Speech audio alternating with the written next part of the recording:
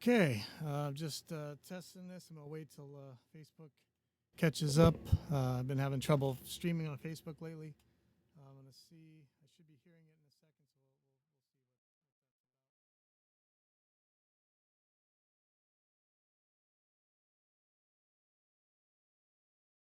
so okay. So welcome to episode 20, dropping in at Pipeline Audio, and it's gonna be a short one today. I got a session coming, and not feeling great, but I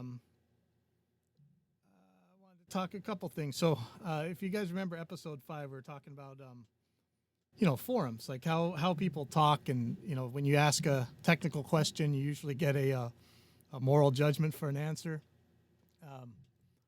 That stuff's frustrating, and I know if you're a veteran flame warrior or whatever, you could probably take it, but I'm sure that it chases out noobs for sure. So today, I'm not going to read anybody's names or anything, but I just asked in the Reaper users group, does anyone here use Melodyne? Because I was having a trouble with Melodyne, and Celemony wanted to know if other Melodyne users were having the same problem, and so I asked that in the Reaper users group, and of course, somebody has to say, no, if you can't sing, don't sing, and so I propose that we make something like Poe's law and Occam's razor. It's called Pipeline Audio's law. The probability in any audio forum of a technical question being answered with a moral judgment is 1. I think we can make that a law. That's usually what happens. I mean, the funniest one to me, and the one we talked about in episode 5, was at Gear Sluts, where they talked about the guy was asking about drum sampling, and everybody, it was just a moral judgment on drum sampling on the guy. He had a technical question. Anyway.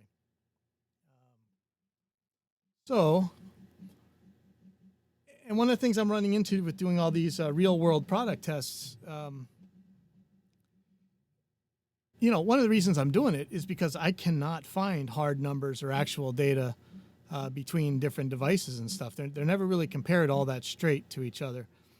And usually people express their disbelief with what my findings, or even the idea that somebody should test their gods, their religion. I mean, this is religion. Let's not make any bones about it. That I am committing blasphemy. And so instead of, just like when you see religious arguments, instead of there being actual arguments, they'll just attack the arguer. You say something bad about this church or that church, they just attack the guy who's saying it. Never mind just saying, hey, no, you're wrong because blah, blah, blah. So people keep claiming that, for instance, audio interfaces have these tremendously different sounds. And, you wouldn't know it if you're a home recorder, but if you're a pro, you can easily hear the differences. They're night and day. It's so obvious. And so I always ask, hey, do you have any evidence to back that up? And instead of giving any evidence, they just attack you. They call you a noob. They call you whatever. It's just an insult. So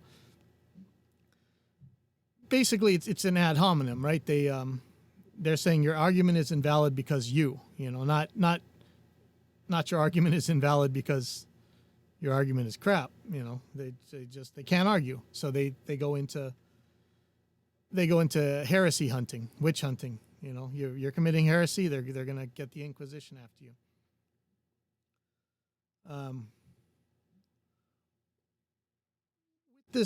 With this testing, it gets even harder because there's a lot of sunk costs. People got to justify their spending, and for me, I was brought up to believe this stuff, so it was very hard to not believe, even in the face of all the evidence. So there's a lot of trying to hold on to things. So one of the ones we're really seeing is the God of the gaps. So let me talk about the methodologies. I am, so here, if you can see this, is a Reaper file. Basically, I'm doing 3 different kinds of tests. Mic preamp tests, DI tests, and line and analog to digital converter tests. For the mic preamp tests, I'm feeding the same level signal into it at all times, and I'm cranking up the gain to check and see if they really are as nonlinear as people say. Spoiler alert, for the most part, most of these mic preamps are extremely linear. They have the same frequency response and distortion at low gains as they do at high gains.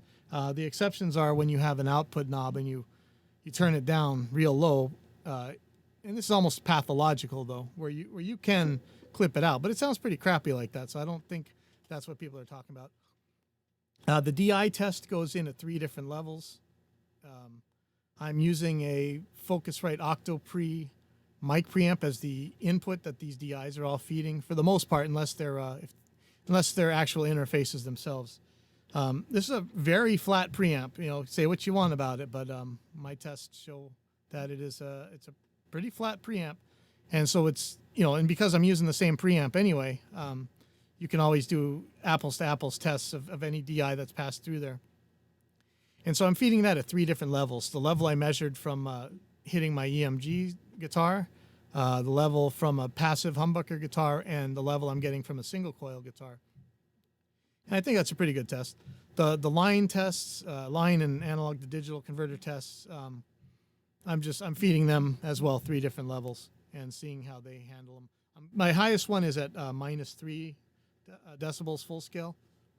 Back in the old days, that's where you started to see some of that crunching up. So there really is, you know, there's all kinds of things you could say are wrong with my testing methodology, and it's only true and useful as far as it goes. But even still, most of these claims that people make, this test can account for. And there's going to be a lot of God of the gaps. So people are going to, if you don't know God of the gaps fallacies, when you're losing an argument, but you say, oh, but you haven't checked this yet, but you haven't tested that yet, you know. But to me, the claim, the burden of proof is on the claimant. They're claiming that in defiance of the laws of electronics and physics and whatever else, these devices are behaving in somewhat miraculous ways. And so, you know, they have the burden of proof. I've tested it. I'm testing frequency response. I'm testing various flavors of distortion, and I'm testing noise. You know, I figure if it's that big of a deal, it's going to be hiding in there. So still, you will see all sorts of arguments, and they're the same kind of arguments you'll see when religions are fighting each other. A lot of appeals to faith, and kind of wanted to read. Let me see if I can find a quote of this.